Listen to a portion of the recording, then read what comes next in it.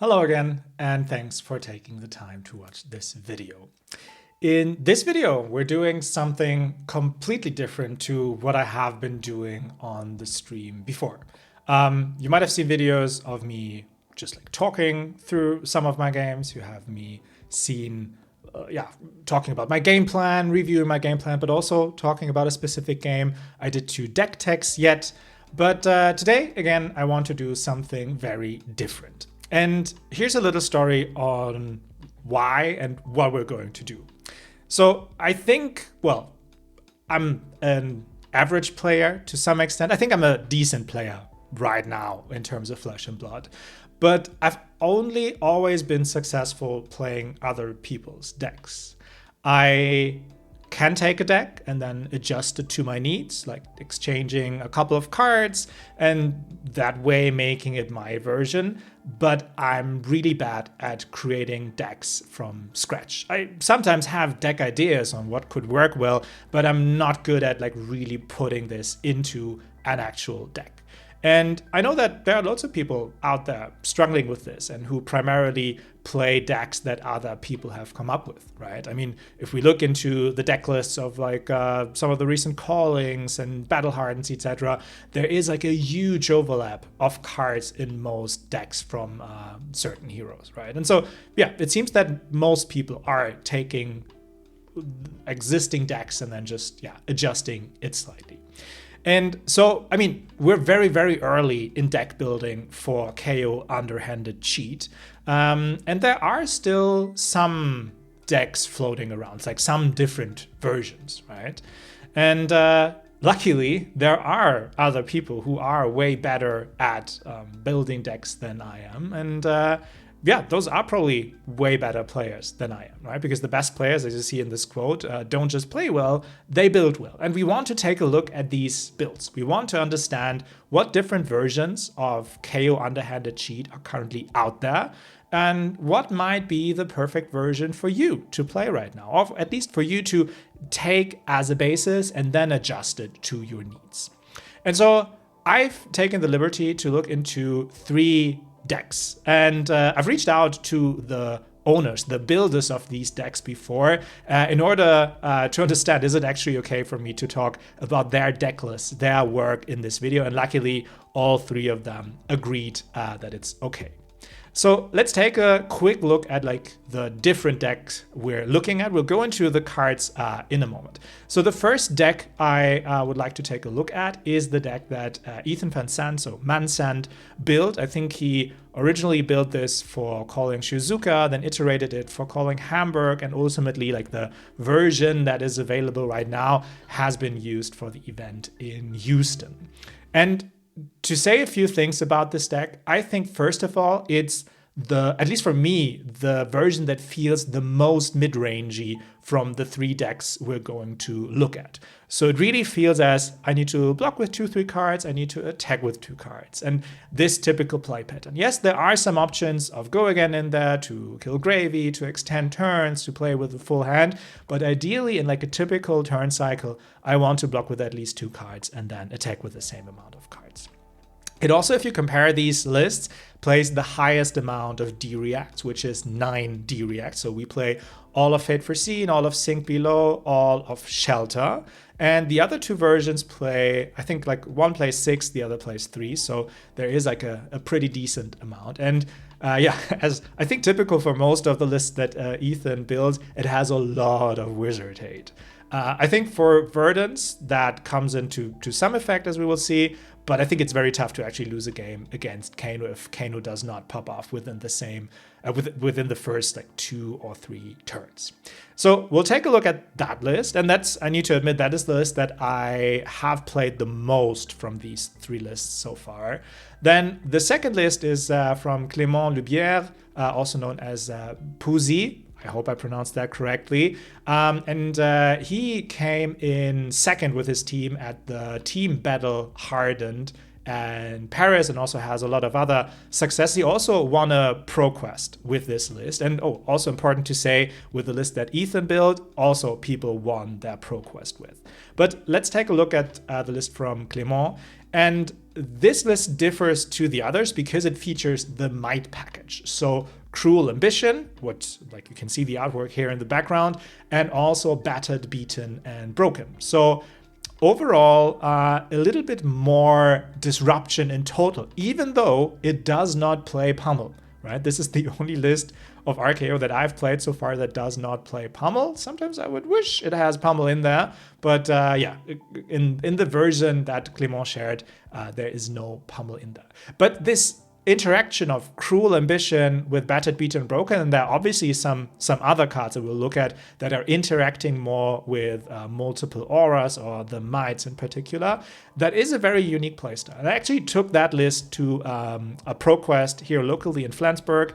I did okay. I ended up 2-2-1. I had some bad variants. I think otherwise the deck performed really well. And actually, like, the might package at times was super crazy and single-handedly won me, for example, a game against Osilio. But it's a very interesting list, and I definitely want to play around with this a little bit more because I really like this might package idea.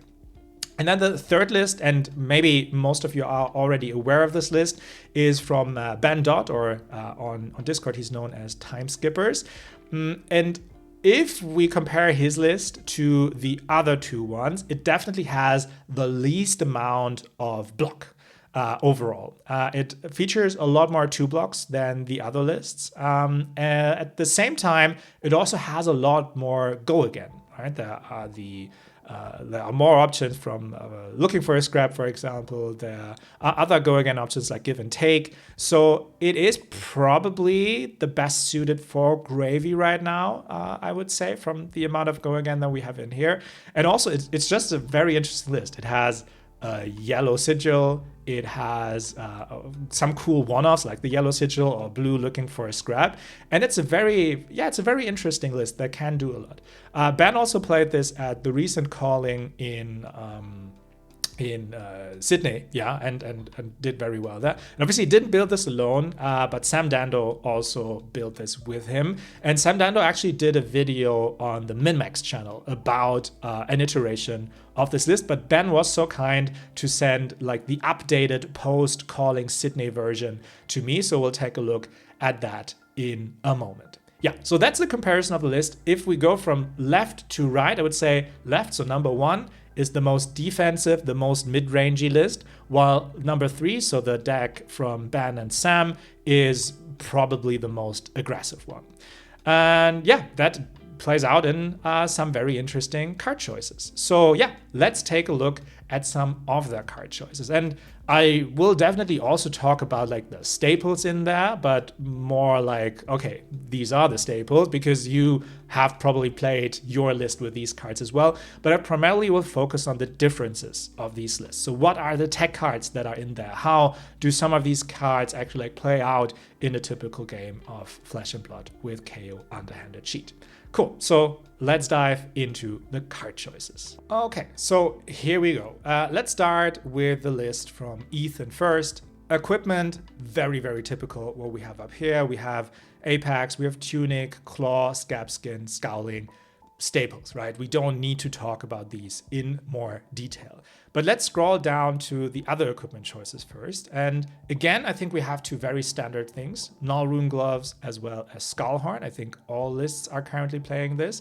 But then there's the Spell Fray Leggings. And I have been playing this in a couple of games so far, and you only take this in against Kano. And against Kano, it can sometimes, well, not single-handedly win the game, but it can actually have a significant impact if you have one more spell void available, right? If Kano pops off at a turn where you don't have an Oasis Respite, or where you do have only a few blues in your hand, like using this to avoid one off of the Wildfire is like super impactful and super important.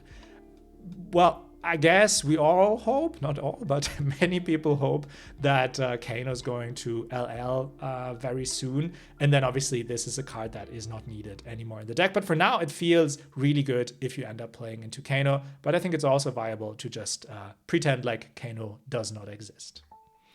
Cool, so let's go into the other cards. And typical choices. We have Big Bully, we have Command and Conquer, we have E-Strike, and I think there is like some debate about E-Strike, at least on Discord. I personally really like E-Strike. It is very versatile, right? It can block 3. I can attack with it with just like a second card in hand. And coming in for 7 actually can be a very nice break point at times. But also because there are some options, at least like in this deck, there's one option to get Go Again with Take It on the Chin. Then coming in for 7 Go Again is like pretty insane. And also, like, if you are a Scabby's enjoyer and like to roll Scab skins, having an E-Strike and then rolling Scabby's for like a second action point and adding 2 damage but still having the Go Again is actually quite insane of value. So very good card for me.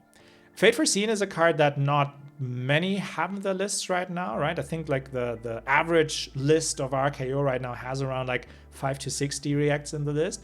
But I personally am a very big Fate Foreseen enjoyer, not only because I have 3 off of this pretty version here, but yeah, just like having a D-React for all kinds of matchups that do have large attacks, that do have Dominate, that have Overpowered, etc. There, these D-Reacts really come in clutch. And I mean, at the end, as RKO, we really want to keep a high life total. And with more D-Reacts, that is oftentimes just easier to do. And I haven't seen too many decks playing Ataya right now. Obviously, if we have 9 D-Reacts and our opponent plays Ataya, that can be very costly for us at times. But so far, I've been really enjoying. Also, the opt can help at times, especially in the later stages of the game. If you are in desperate need of a blue in your next hand and you see a red on top, you just bottom it and you have a better chance at drawing your blue.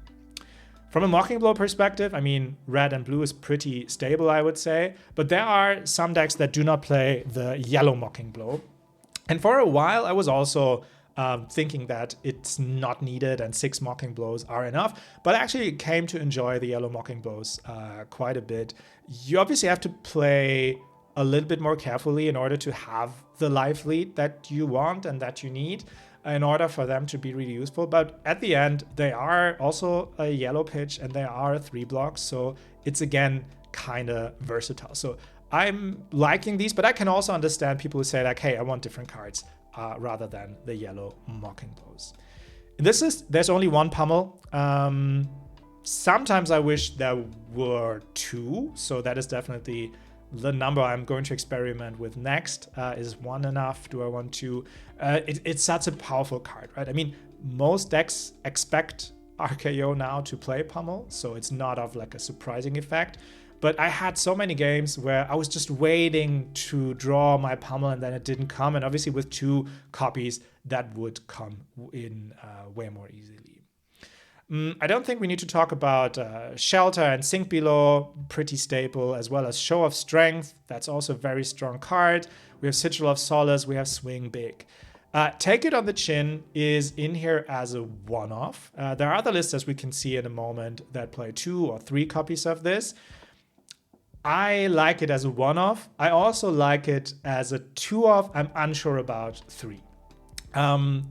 When I was playing a list with 3 at my Pro Quest, for example, there were just times where I had both in there in one hand, and that just fell off. That was rarely useful. Yes, you can play 1, put 1 in Arsenal, but then like 2 of your 5 cards or 4 cards are cards you don't really can attack with, and that's just not ideal. At the same time, prevention against, for example, Verdance can be super impactful, or for like daggers from Syndra, from the Assassins, and also the Go Again can be super, super powerful. But yeah, sometimes it being a red, it being a no block, technically, yes, to prevent, can throw you off a little bit. Booze, I would say, is also in most of the list. It's just a power card. Like if you pitch this, for example, against Jarl, if like Jarl is trying to fatigue you, you pitch it to the bottom of your deck and then combine it with your Mocking Blows or with your Big Bullies, despite you being on lower life, can really turn around some of the games. Not all lists are playing Flex Strength, and I'm 50-50 on this card. It often is just a blue 3 block. But especially in the late game, if you get a window and you're already out of your 2 for 8s, Flag Strength with 2 other blues is coming in for 9. And that is a big toll on many decks if they are blocking poorly, right? So yeah, I think for now I'm keeping this as a 3-off until I find better blues to use here. But it can come in quite clutch at times.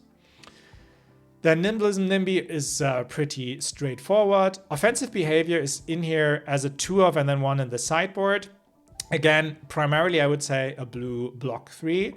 But there are also situations where I like to attack with it, right? If there is a Might or a Vigor token on board, it comes in for 7 with another blue and a Tunic resource, for example, also ideally creating another Might and Vigor token.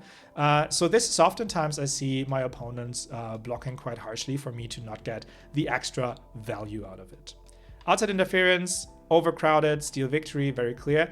I think almost all lists are now playing Rotten Remains as a one-off. It can be so powerful in the mirror, of course, if you are the first one to use it with enough 1-power attacks in graveyard. But also against Gravy, it can be very powerful. Against Syndra, if she's unable to get her daggers back or then needs to pitch 3 rats on your turn in order to get them back, that can actually be super powerful at times. And you can always push it to 6 if you have the resource for it. Okay, again, in the main board, there's a lot similar to some of the other lists. Let's quickly look at the sideboard that Ethan has built here. And there's Cutting Retort, and at times I love Cutting Retort, at times it doesn't do much for me. So for example, I know that people like putting it in against Syndra. And yes, like at times when Syndra needs a fealty desperately, this can be powerful and game changing. But oftentimes it's also, yeah, not working out. Where I felt it being really good was against Fang. Because Fang almost always has a fealty or 2 or 3 or even more on board. And if you can't get them away with Steal Victory, Cutting Retort can definitely help you with this. And this can be neck breaking for the Fang. So yeah, not sure if it needs to be a 3-off, but it can definitely do some powerful things. Oasis Respite, obviously the wizard hate. I take this in against both Verdance as well as Kayo. Against Kayo, I think it's a low-brainer, but also against Verdance, if you want to fatigue her and she's doing her trees together with one of the 6-power arcane attacks, this can prevent so much of her damage and really lower her opportunity to be able to kill you quite a bit. So yeah, I really like playing Oasis Respite here. If Kayo LLs, I'm not sure if you need to take this. It probably will weaken your Verdance matchup, but let's see how the lists are also developing. Arc Smash, again, something that not all lists are playing, but against Verdance, I still think this comes in super clutch because, yeah, if they have the pots out, then you destroying them is just like super powerful and can be game changing. Poison the Well, I think there's a debate if it's 1 or 3, but 1 probably should be in almost all the lists, just to prevent 1 looping of Everbloom Life for the Earth heroes. And yeah, sometimes them not being able to get the card back that they need is really strong. Cool, okay, that's a quick look into the list from Ethan. Let's take a look at a very different list, and that is the one from Clément. So this is my copy, so because I had like very slight changes when I was playing this at my Pro Quest. So again, you will see a lot of cards that you have already seen. The first one that you'll see that is different is Cruel Ambition. And I think Cruel Ambition is a little bit the pummel of this deck in a way. And a typical play pattern, because you want to combine this with Battered, Beaten, and Broken, of course. So typical play pattern is if you see Cruel Ambition or if you see Battered, Beaten, and Broken, just put 1 into your arsenal and wait for the other card to appear. With Battered, Beaten, and Broken being a reviled attack, you also have Outside Interference that can help you get this card. But yeah, apart from that, it is really good to just get the card into arsenal.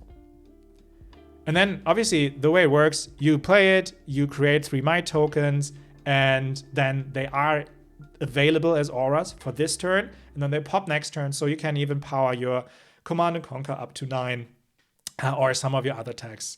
So yeah, basically it's a 0 for 3 with the upside that it combines well with Battered, Beaten, and Broken.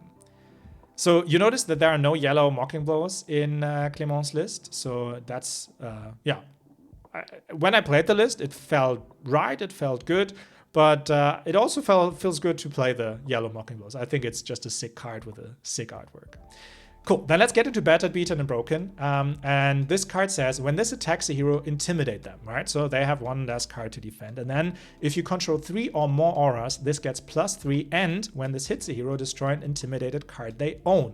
So ideally you play Cruel Ambition, you get 3 mites, you play Battered, Beaten, and Broken, you intimidate them. And then because you control 3 or more auras, if this card hits, they lose their intimidated card. And because it's a 1 power attack, or because it's not a 6 base power, you can use the RKO ability to it, right? So if you have 4 resources available, you can pump this to, now let me count to 9, right? So 1 power plus 5 from the pump of RKO, and then 3 from the availability of 3 auras. And then you still have the mites for the next turn.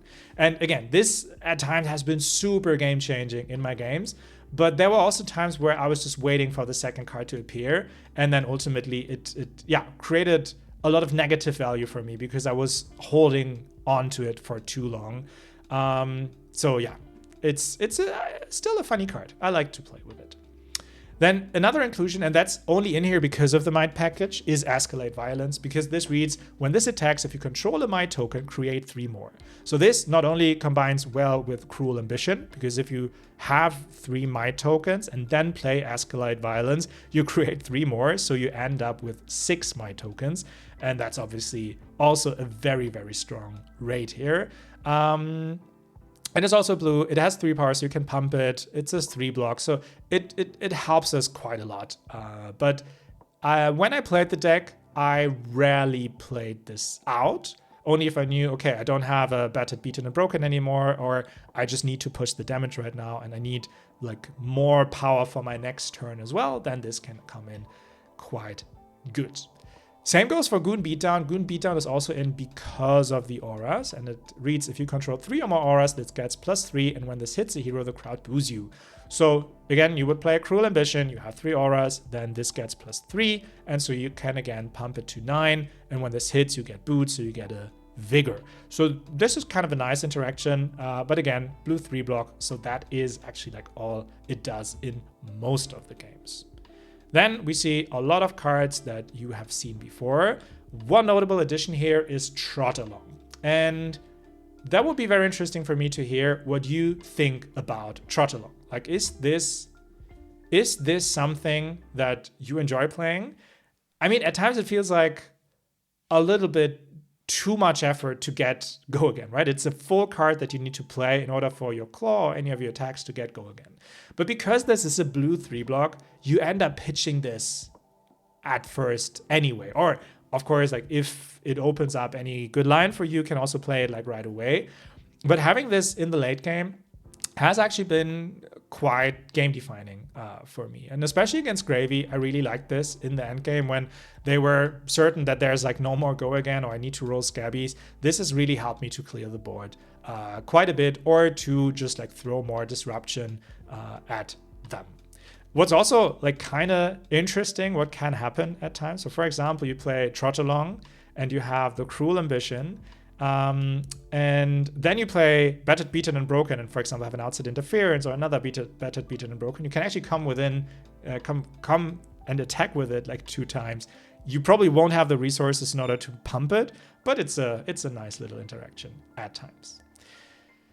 One of the Outside Interference sideboard cards is Bask in Your Own Greatness. And again, I would say this is part of the Might package, because when this attacks, you may pay up to 3 resources and you can create that many Might tokens. So if you pitch 1 resource, you create 1 Might. If you pitch 2, create 2. If you pitch 3, you can create 3 Might tokens.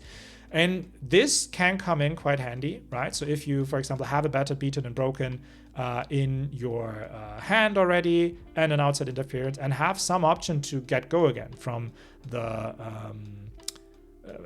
Take It on the Chin, for example, or you've rolled Scabs, or you have Trot Along or whatever. This actually can be, oh well, Trot Along doesn't work with Bask, but this can actually be quite impactful because it can help you create 3 Mights, and then you come in with Battered, Beaten, and Broken. Or worst case, this is also like a very, very strong turn 0 play if you have Outside Interference.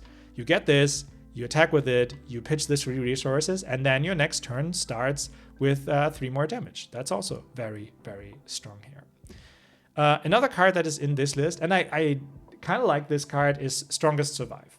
Especially against cards or against heroes that don't like to block, like Syndra, etc. This is super powerful. Also in combination with Pummel, which this list doesn't play, but with Pummel together, this is super strong because it's a guaranteed discard, or well, 2-card discard because of the Pummel. I really like this, but of course it costs 3.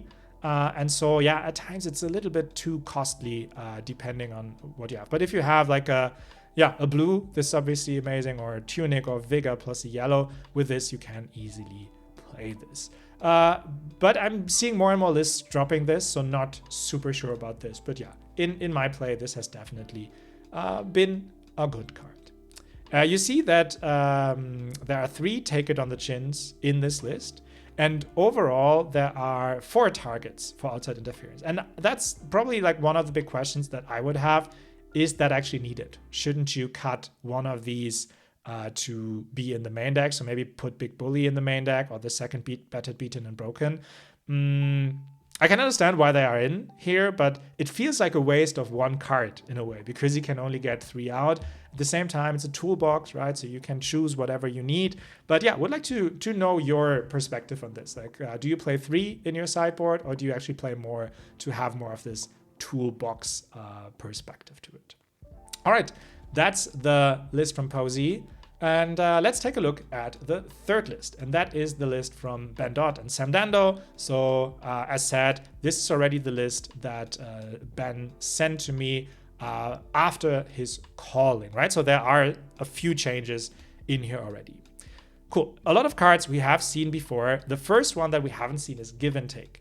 And Give and Take, obviously, attack action, coming for 3, costs you 1, but has Go again. And that's obviously very important, especially into the Gravy matchup. And it reads, whenever an action card defends this, you may put an action card with cost less than this card's power from your graveyard on top of your deck. And because many of your cards only have 1 or 2 power, this actually applies to quite a few cards. So if this is being defended, not only used in order to kill an ally from Gravy, you actually might have the option to get a card back to your deck. I can understand why this card is in here. I probably need to do a little bit more testing with this card. It has felt okay, but it wasn't outstanding yet.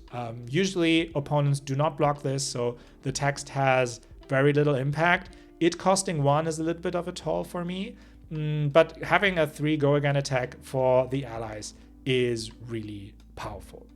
Another card that you see in here is Looking for a Scrap Blue.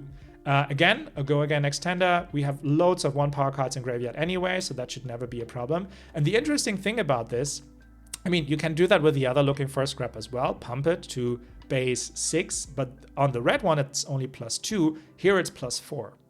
And given it already gets +1 from its own effect when you banish a card, you can actually pump this easily to 7, which is a nice breakpoint in many games. And yeah, oftentimes in the late game, you do have a lot of blues left, so this can actually be quite good. It being a 2-block, though, is tough at times because you don't necessarily want to block with this. The list from Ben currently plays 2 Pummel, and that's an amount I really like. So yeah, not only waiting for this 1 card in your whole deck that you want to play, but yeah, actually having 2 is kind of nice here. Another one-off edition that you see here is Yellow Sigil of Solace. And if you want to get the full download on why they decided for Sigil of Solace yellow, please watch the video from Sam Dando on the MinMax channel. He goes into that into a lot of detail. It's a funky card, I would say. I mean, Gain into Life is never bad, but it also being a pitch card is, yeah, kind of interesting. I mean, it's enough for your claw. It can help you with another yellow to pump something. It can play your 2 for 8s very easily, and then you use it for life gain at a later stage. So yeah, having another Sigil in here feels nice, but it's also a no block, right? And so if they come in for 3 or more, and you could block 3 with another card, you gain 2 life, it still feels like you lose a little bit of value. So again, a card I probably need to do more testing with, and with the full list from Sam and Ben here in general. Agile Windup is in here as a one-off. I mean, it's a 6 power, so it's a good popper against Prism. You can attack with it if you want, but primarily I think this is used for the agility generation. And this deck, as said in the beginning, is using a lot more go again options, right? To kill allies from gravy or to really push damage towards your opponent. Then we see a lot of typical stuff in the list. The first one that is not so typical here anymore is Sirens of Safe Harbor. And I know this is a card that many lists have been experimenting with in the past, also in the red version at times. But I think this is a good addition, right? I mean, it blocks for 2, so it's good against, like some of the smaller attacks, some of the daggers, and then at the end you still gain a life. It's also a good option for turn 0, right? If you have this, you attack with it, you gain a life, you're immediately ahead in life and can throw some more powerful attacks. It's a blue, so it pitches well. I think this is a very solid addition. And again, something I need to play more with. It kind of like feels like the substitute to Fiddler's Green with more block and more like upside if you draw multiples or your opponent is not attacking you. But yeah, it's a 2 block, which yeah, it's kind of tricky at times. It can gain you less life. The other addition is Smashback Alehorn, similar to the Agile Windup. It is an agility generator. It also creates the might, which is nice for, as we all know, like CNC for 7 is always good to have. It's also blue, so it pitches nice. But again, it's a 2 block, and I feel, because I'm a very mid-rangey player in this list, that a 2 block can be a bit of a liability. Now, let's go to the sideboard, and there's an addition, which is Erase Phase. And obviously, Erase Phase has been a very good card for quite some time, and then it kind of like disappeared from many lists. But when this hits a hero, cards they own lose all class and talent types until the end of their next turn. And that can be devastating for some decks, right? I think it can be super tough into Syndra. I would guess it can also be can it be tough into Gravy? Probably not, right? But there are certain decks that really need their class and talent types in order for the cards to work well. So having this as a 2-off in the sideboard and putting it in, boarding it in the moments where you need it, feels good, but I'm not super hyped on this card.